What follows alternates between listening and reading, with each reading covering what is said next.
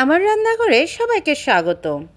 একটা unique recipe নিয়ে আজকে চলে আসলাম আমি আপনাদের সাথে শেয়ার করতে। যে শাকটা আজকে রান্না করব, এটা কিন্তু বর্তমানে খুবই অ্যাভেলেবেল এবং একেবারে ফ্রেশ পাওয়া যায়। সেটা হচ্ছে পাট শাক। এই রান্নাটা আজকে যে ইউনিক রান্নাটা রান্না করব, সেটা শিখেছি আমি আমার মায়ের থেকে। আমার মাও শিখেছে তার পূর্বসূরীদের থেকে। তো ফার্স্টে পাট শাকটাকে ভালো করে ধুয়ে কুটে ফেলেছি। এর সাথে যে দুটো গুরুত্বপূর্ণ ফল দিব সেটা হচ্ছে মিষ্টি কুমড়ো এবং বর্তমানে সবচেয়ে অ্যাভেলেবেল প্রায় সবার বাসায় আছে, সেটা হচ্ছে কাঁঠাল বিচি। একেবারে নিরামিষ ভোজীদের জন্য আজকের আমার এই রেসিপিটা। তো চটজলদি আমি ছোট ছোট কিউব করে মিষ্টি কুমড়োটা কেটে ফেলেছি। আজকে ইউনিক রেসিপিটা রান্না করব একেবারে সবার বাসায় থাকে এই ধরনের সিম্পল ইনগ্রেডিয়েন্ট দিয়ে। এদিকে কাঁঠালের বিচিগুলো আমি ছুলে ধুয়ে ফেলছি, বেশ কয়েকবার এগুলোকে ধুয়ে ফেলতে হবে। আমার অলরেডি সবগুলো কাটাকুটি কমপ্লিট।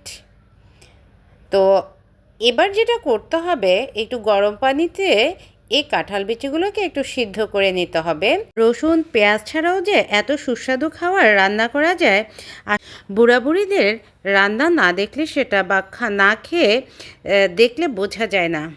আর এদিকে একটা চুলার মধ্যে মিষ্টি কুমড়োগুলো কিউব করে কেটে রাখা মিষ্টি কুমড়োর মধ্যে নুন মরিচ হলুদ এগুলো দিয়ে দিলাম। এগুলোকে একটু হালকা ভেজে নিতে হবে।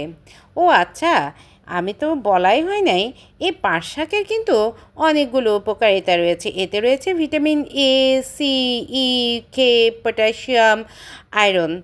আমাদের আয়রনের কিন্তু প্রচুর ঘাটতি দেখা যায়। এছাড়া এই পাট শাক কিন্তু হজম শক্তি বাড়ায়, কোলেস্টেরল কমায়। তাই আমাদের উচিত পাট শাকটাকে কিন্তু খাওয়া। আর তার সাথে যে আমি কাঁঠালের বিচি দিয়েছি, এই কাঁঠালের বিচির উপকারিতা না বললেই নয়। এতে রয়েছে প্রচুর protein, fibre, vitamin B, antioxidant আমাদের শরীরের জন্য কিন্তু ভীষণ ভীষণ দরকার। আর যে মিষ্টি কুমড়ো দিয়েছি, সেই মিষ্টি কুমড়োর উপকারিতা কি জানেন?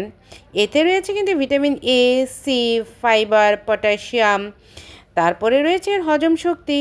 তার উপর যেটা সবচেয়ে গুরুত্বপূর্ণ সেটা হচ্ছে আমাদের চোখের উপর ভীষণ উপকারী, চোখের জন্য। এখানে একটা কথা বলে রাখি, তেলে কিন্তু ফোড়ন হিসাবে দিয়েছি শস্য। মধ্যবিত্ত পরিবারে সবসময় চিন্তা করা হয় কম তেলে কিভাবে পুষ্টিগুণ সমৃদ্ধ খাবার খাওয়া যায়। এদিকে কাঁঠালের বিচিটা দেওয়ার পরে তরকারির মধ্যে একটা স্টিকি ভাব বা মাখো মাখো একটা কন্ডিশন চলে আসে। যদি একের সাথে এত পুষ্টিগুণ সমৃদ্ধ তিনটে জিনিসের কম্বিনেশন তরকারির স্বাদ এবং পুষ্টি অনেক গুণ বাড়িয়ে দেয়। আজ এ পর্যন্ত, দেখা হবে